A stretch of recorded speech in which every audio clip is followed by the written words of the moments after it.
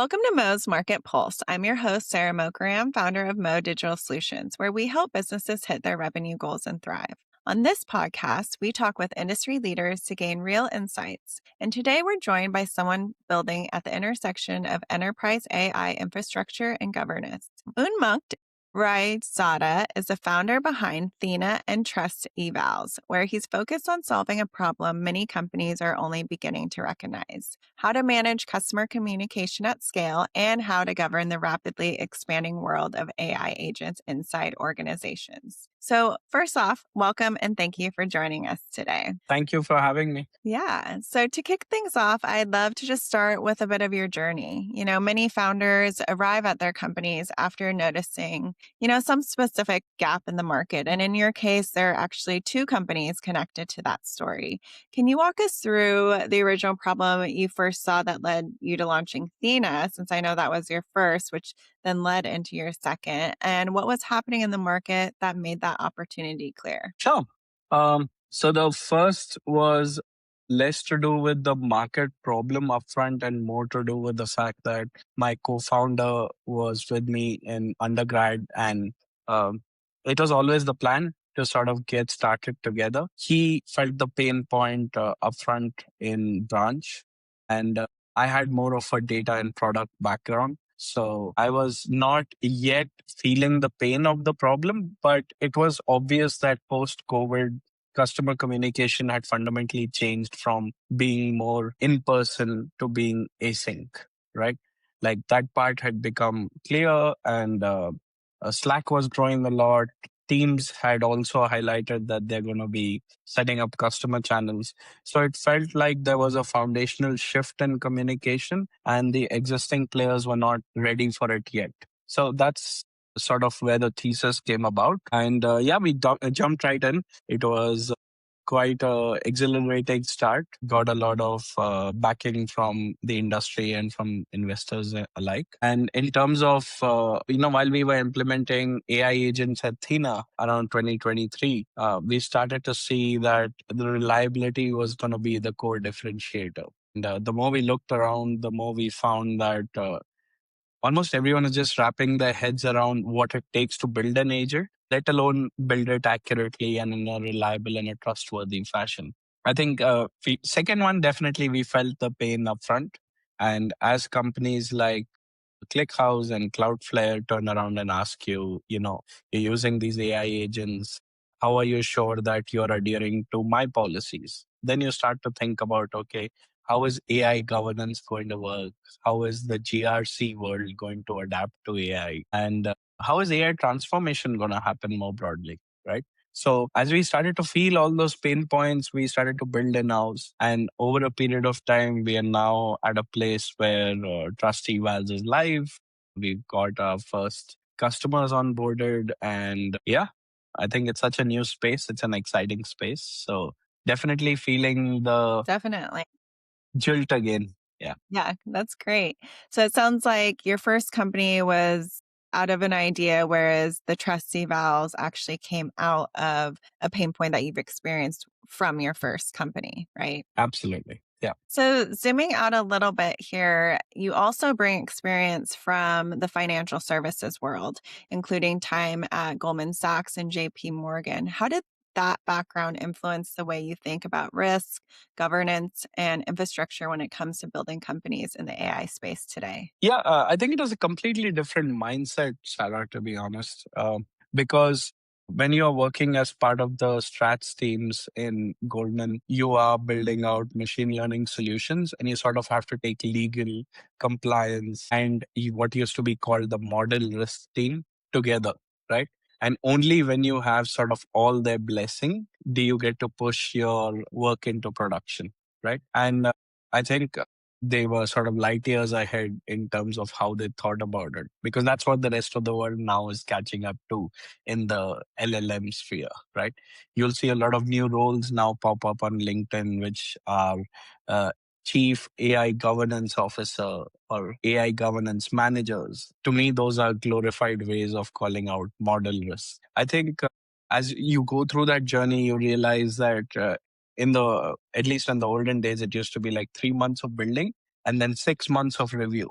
because the cost of getting something wrong at a scale of Goldman or JP Morgan was reputational, it was legal, right? Like it could bite you in many different ways based on what type of solutions you were building. Yeah, so I think that had a big part to play in trust evals. I think it was only when Ankit and I got talking and he mentioned that Unmukt, some of the things that you're talking about are what is going to happen right now, that it sort of came, it was embedded within me, but it wasn't like in the forefront of our thinking until that point. And yeah, so I think that definitely has influenced in a big, big way because it's also one of the famous sayings at Goldman used to be everyone here's a risk manager. And I feel like in the AI world, it's going to be very similar. Is everyone can be a builder. It's very easy to build right now, but almost everyone has to wear that lens of is my AI trustworthy? Because if it's not going to add value. Absolutely. That's a great point. And I love how earlier you referred to the olden days because things are moving so rapidly right now. Absolutely. So, when a new company is tackling an emerging category like AI governance, one of the biggest challenges is often simply helping the market understand why that problem matters. And even you kind of touched on it right now of, everyone like building has become a lot easier, but they also have to take into consideration, all of those other factors where there needs to be that governance. So in these early stages with Trusty, how are most of your initial customers actually finding you and starting those conversations? Good question. So multifold channels, to be honest.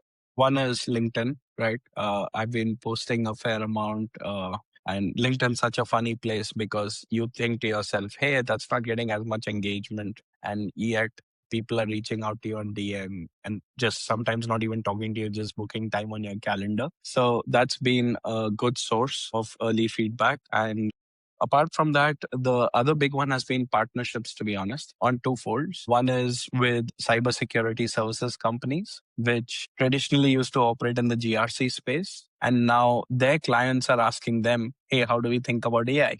And so that's where we sort of get tagged in saying, hey, AI is trust evals. And, you can go ahead and partner with them. And so that's been a really good source of customers. And hopefully it continues to grow as people start to mature. The other one that's fresh off the cuff is directly with private equity, right?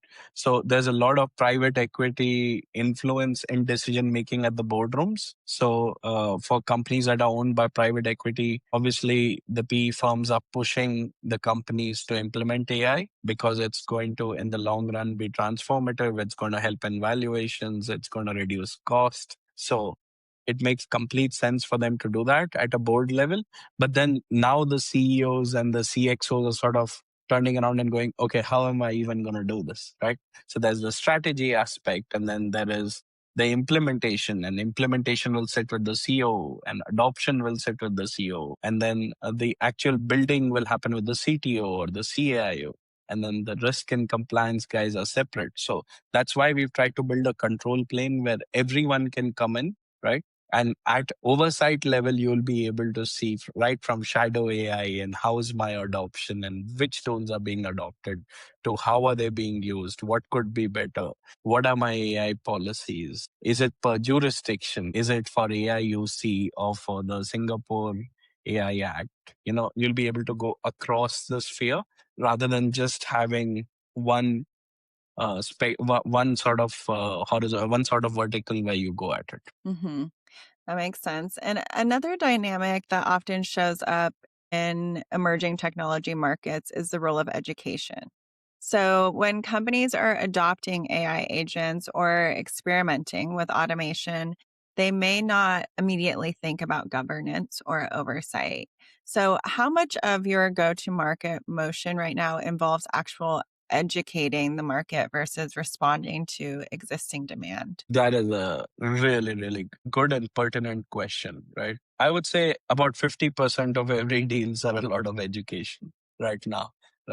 And I would attribute that to two things. One is it's a persona thing.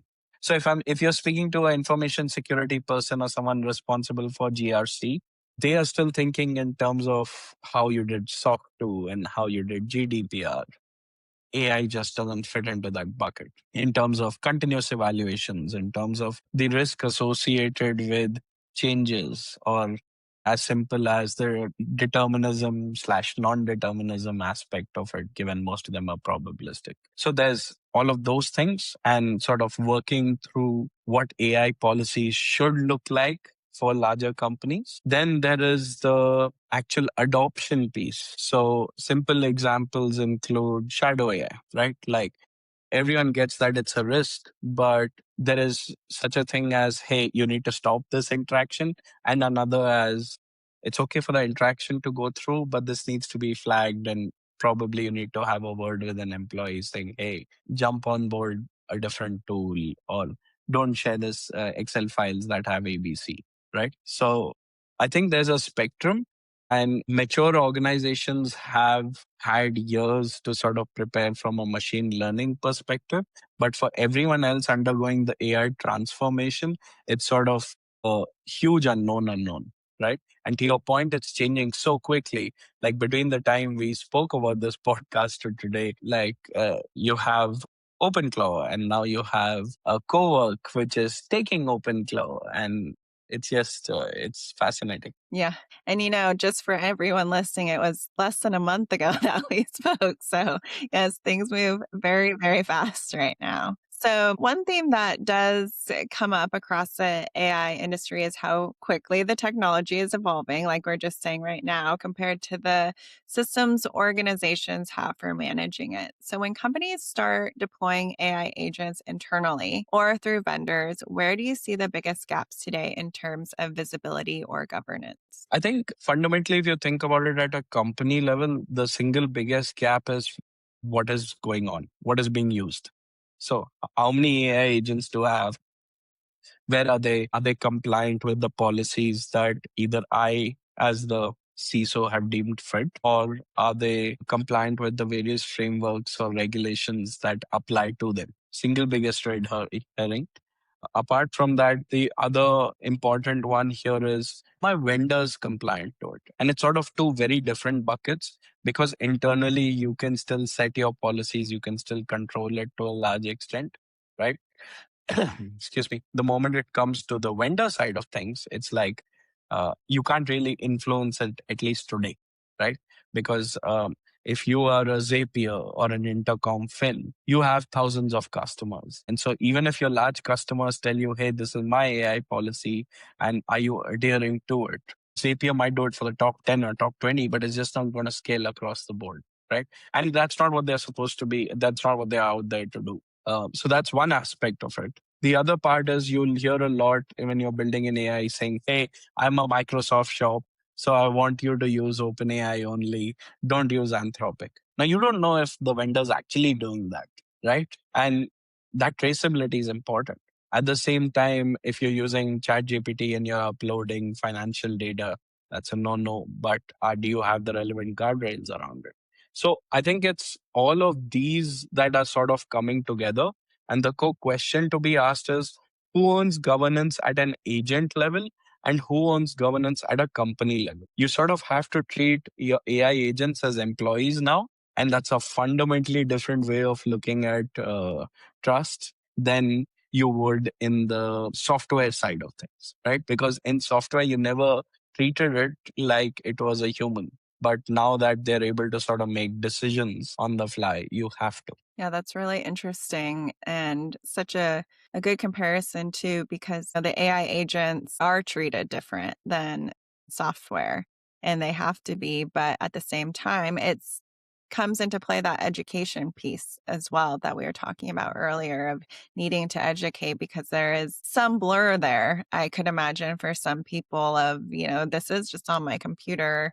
It's an AI agent, but we have to treat it differently. Another interesting tension is that innovation in AI, like we've said multiple times now, is moving extremely fast, but governance does develop more slowly. So I'm curious to hear from your perspective of founders and operators building in this space. What are some of the biggest trade-offs that you're seeing between moving quickly with AI adoption and just making sure it's actually being deployed responsibly? Yeah, I think a lot of it has to do with use case, right?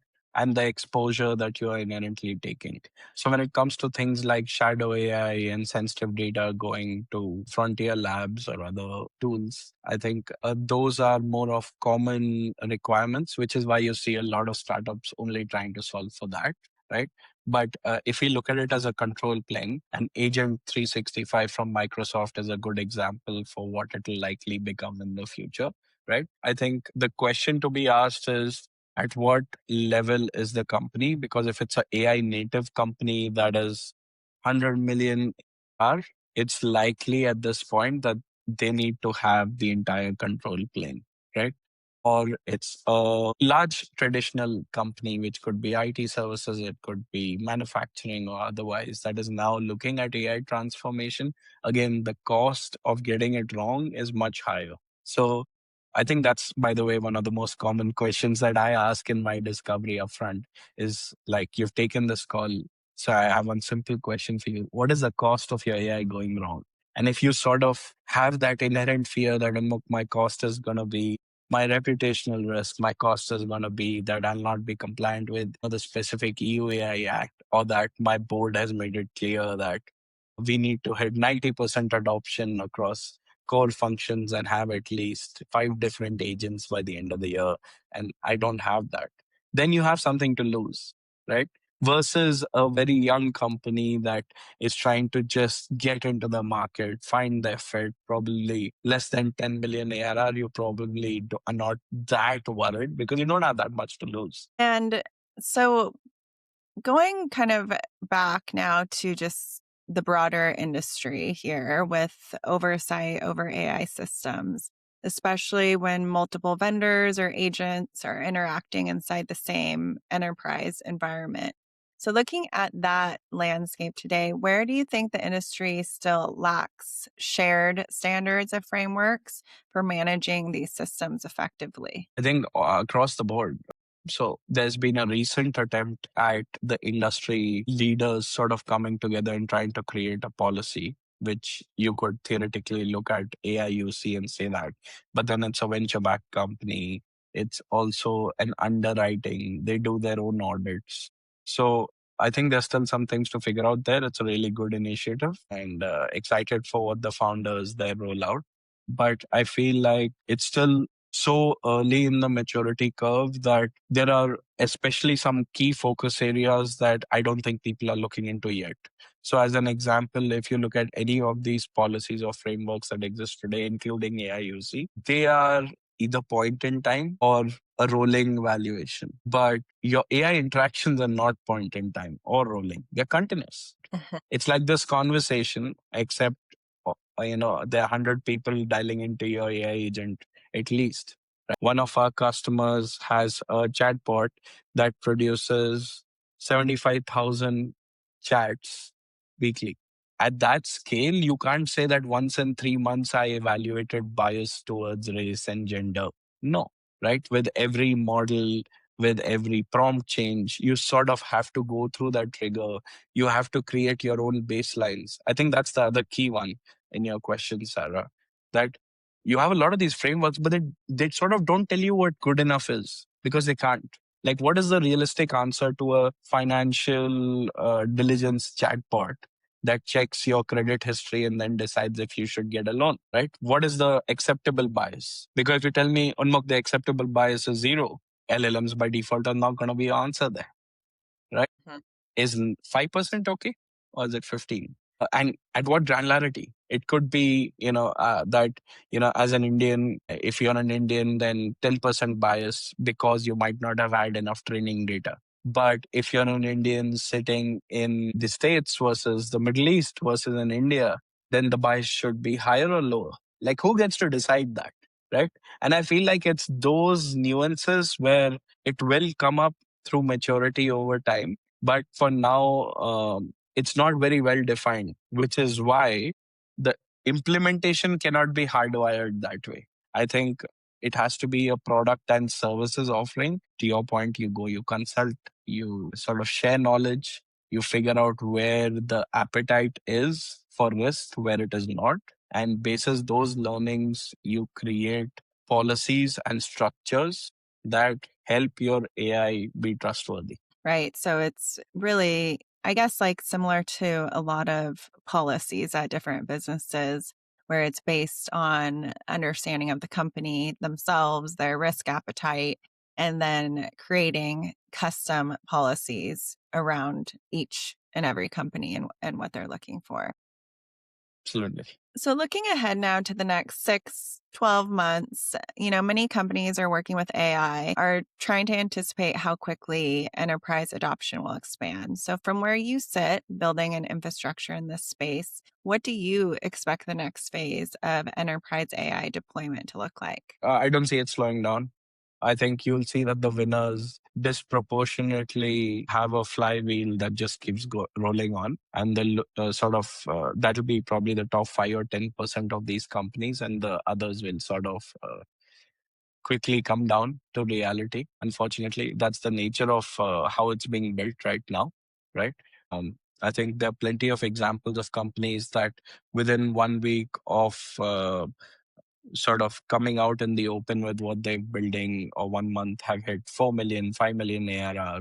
And so that initial momentum is great, but the key question is going to be, how many of those renew? How often do they renew? At what scale do they renew? And is your momentum only tied to the fact that you're now building in public versus the fact that it's a repeatable motion and it's a true pain point, right? I think as long as it's human to agent and agent to human, this will continue. All bets sort of go out of the window the moment it becomes agent to agent interaction in its truest sense, right?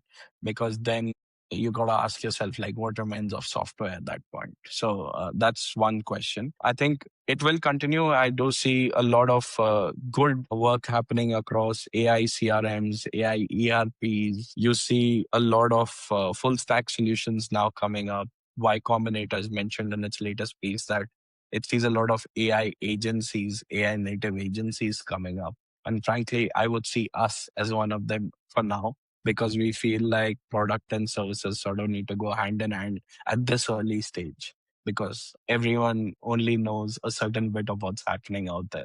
So I think that's that with regards to companies as of today in the infrastructure layer. I think more broadly, the ball is definitely dropping in terms of the impact on the workforce. I don't know if you've seen the latest update from Monte Carlo, where 30% of the workforce, as of I think 3 years back, is now made redundant, even though companies are a lot more profitable, right? And it ties back into my private equity piece that I was discussing, is that I think boards have realized that they can do a lot more with a lot less, and especially given the way people work. So you'll see a lot more of this restructuring happening, where people are thinking through roles not from just what does this person need to do, but what outcome do they need to own. And frankly, I love that. I feel like it allows the top performers to be 10x more productive, and everyone else to sort of pick up, because previously you didn't have this buddy that you can go and ask questions to, and now you do. And so finally, as you continue building both the product and the company, what are your guys' biggest priorities, for you and your team over the next year when it comes to growth and momentum? I think our biggest is to identify that unique pain point which is getting us into the door on as many conversations as possible in a repeated manner. Like, it's as simple as, right? So I think we have a lot of good early bets that we've sort of spread. So we are going on the Microsoft marketplace. In parallel, we are also going to, as I mentioned, the cybersecurity companies and having partnership agreements there. We have our own GTM motion. But I think the single biggest thing that we want to solve for, I won't say in the next 6 months, 1 year, I'd say in the next like 3 to 6 months at best, is understanding what is that one pain point that makes the CXOs go, yes, we need this control plane, right? I feel like right now everyone has different priorities. And as the education spreads, the conversation on control plane will anyway come up, right? The fact that Microsoft's building that for enterprises is probably the single biggest tell. But for the smaller companies, I see that coming. So for us, it'll be identifying that and sort of creating that flywheel where our initial implementations are not just successful from a perspective of customer outcomes, but are giving us that depth of full stack solution that we will need to truly, at a control plane level, solve all the questions that will come up from different personas that will use our product. Gotcha. And so, for those who want to keep up with you or learn more about either of your companies, where's the best place to connect or follow along? LinkedIn would be for now. Well, we'll make sure to link your LinkedIn for everyone to connect with you. So, thank you, for joining everyone, for tuning into Mo's Market Pulse, and thank you for being a guest today. Thanks a lot.